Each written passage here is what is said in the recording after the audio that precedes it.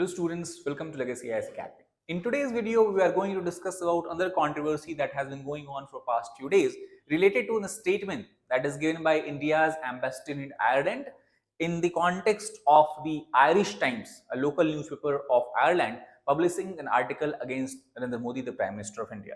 So the question is that did India's ambassador, whatever he has said, whatever he has written or published, does it violate the IFS service rules? IFS means Indian Foreign Services Rule. That is the general rules which applies to all the central services, and why opposition, especially the Congress party, is demanding his sacking. So first of all, to understand the context in which we are discussing this particular issue, the opposition demanded sacking of Ambassador of India to Ireland, Sri Akhilesh Misra, for the breach of service rules. Now, it came in the wake of his rebuttal that he has published to an editorial in the Irish Times, in which the diplomat indirectly attacked the previous Congress regime while praising the current government. That is what the Congress government is saying, and that is the ground on which they are asking for his removal. The envoys later attracted criticism from the party's leaders, with former Minister Jairam saying that Misra's comments are shameful, disgraceful, and completely unacceptable. So, what is the statement that he has given?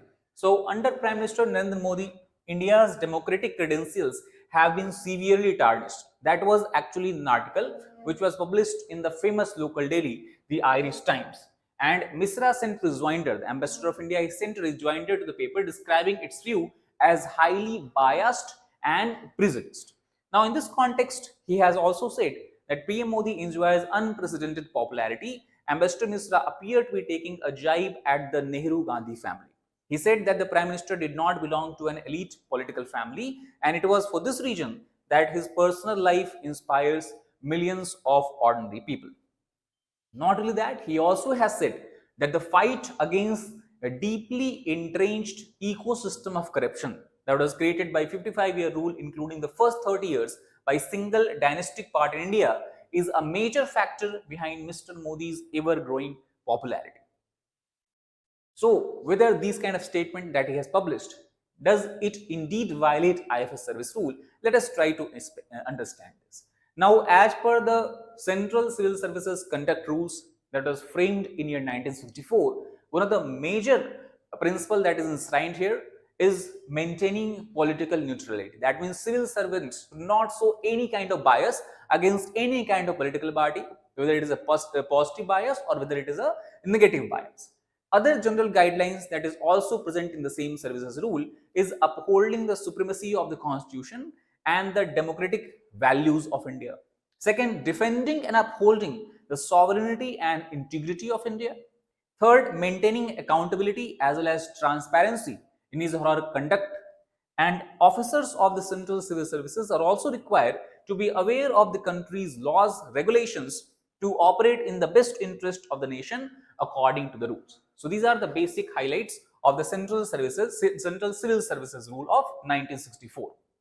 Not only that, the rules also further highlights that the civil servants are expected to preserve their integrity, fearlessness, and independence in order for the parliamentary system to function well. Basically, what does it says? That civil servant, while discharging their duties, should not take the actions or should not carry out their duties under the pressure of any political parties or a politician. Rather, they should show independence and fearlessness so that the parliamentary system of country can function well. Now, according to several senior officials, however, the ambassador's comment may be seen as being in poor taste, improper, or unbecoming of a representative of India in a foreign country. However, the same experts argue that it may not be considered to be an actionable breach of service rule. And as Jairam himself has said, that this is not expected from the ambassador or even if he is a political appointment. So, whether it is a breach of services rules or not, this is something that experts argue it is not so. In order to sustain the integrity and discipline of civil services, multiple reform committees have made a range of recommendations from time to time, and that is how it has led to the evolution of civil services rule. The major committee that has played an important role in bringing forward these rules are Santhanam Committee, that was the first one that was instituted in year 1964. Then after that, we have a HOTA committee in year 2004, and then further second administrative reform committee report that was brought in year 2005. So the first set of conduct rules, a compliance of guidelines with do's and don'ts, however, was released in 1930s, that is before the independence of India. Also, if we talk about the All India Services rule, All India Services basically refers to IAS, that is Indian Administrative Service, IPS, Indian Police Service, and IFS, that is Indian Forest Service.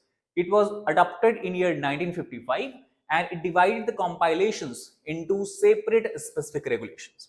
In this context, the 1964 regulations, it was the outcome of recommendations of the Santhanam Committee, and these are essentially general behavior standards that a civil servant is expected to follow during his discharge of duties. Further, in year 2007, the Ministry of Personnel, Public Grievances and Pension, they put in the public a draft public services bill to establish a set of statutory standards of civil servants known as values, which stressed on the need for apolitical functioning. Again, emphasis here is apolitical functioning. That means carrying out one's duty without having any kind of bias or favor toward any particular political parties or politicians.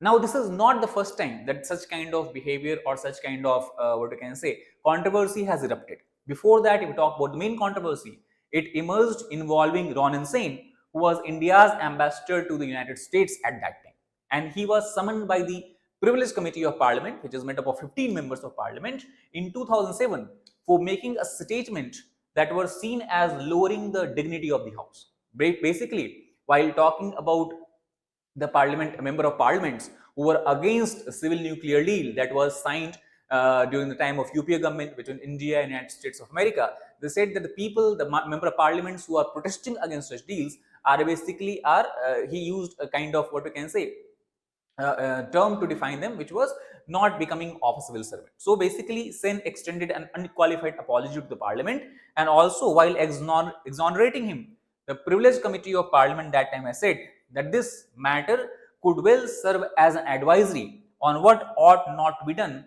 by a diplomat while discharging his duties in any other country. So that is all about this particular issue. I hope you understood about the overall civil service and conduct rules and what basically is expected from a civil servant, including diplomats. Thank you very much.